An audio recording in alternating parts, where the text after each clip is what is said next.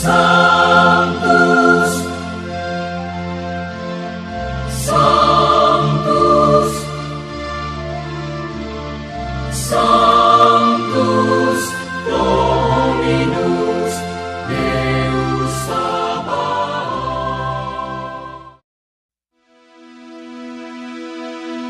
Mayor Jenderal Dr. Albertus Budi Sulistyo, bintang sang pelayan. Di saku bajunya selalu ada rosario.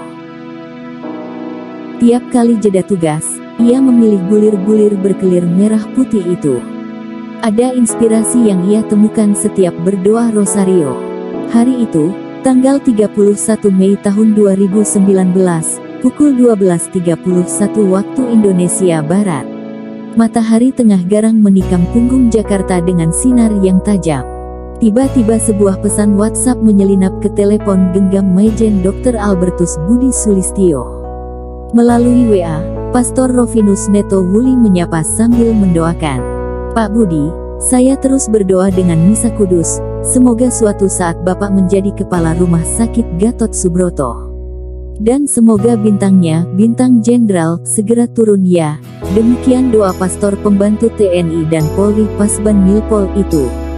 Saat itu, Budi bersama Ketua dan Wakil Ketua RS dan tim dokter kepresidenan sedang bersiap-siap ke Istana Presiden untuk menyampaikan perkembangan kesehatan para mantan presiden beserta keluarga, termasuk Ani Yudhoyono. Budi merupakan salah satu dokter kepresidenan. Mendapat doa dan harapan tersebut, Budi biasa-biasa saja.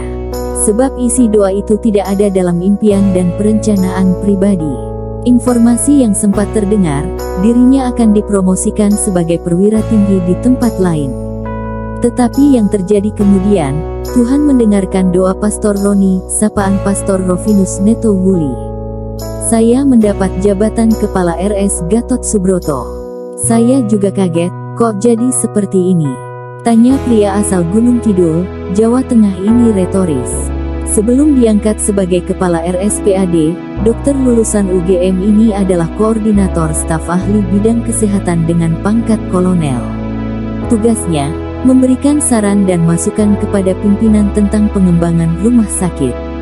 Sebagai Wakil Kepala RS, Budi menyandang PAN GKAT Jenderal Bintang 1 atau Brigadir Jenderal Brigjen.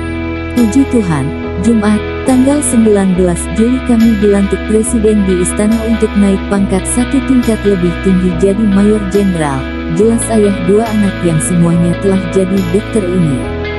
Dokter spesialis THT itu mengaku, peristiwa tersebut sama sekali di luar dugaannya.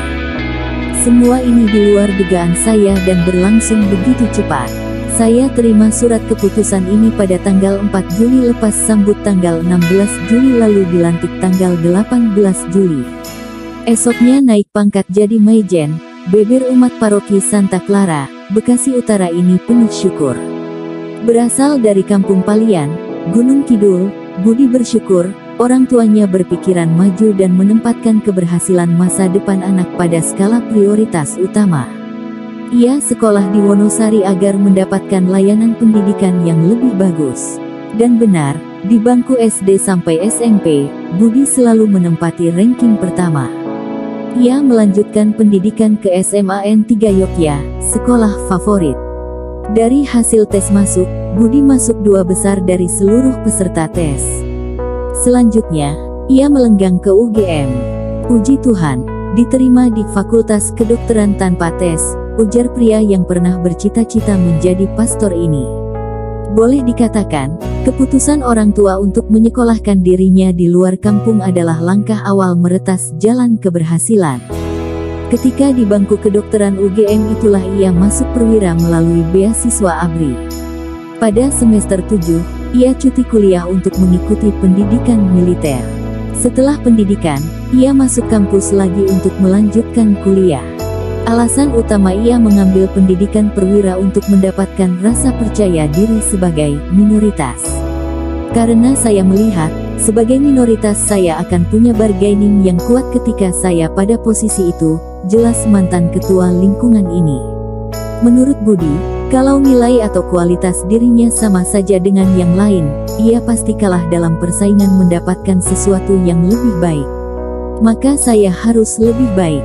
Nilai saya pun harus lebih tinggi dari mereka. Itu prinsipnya.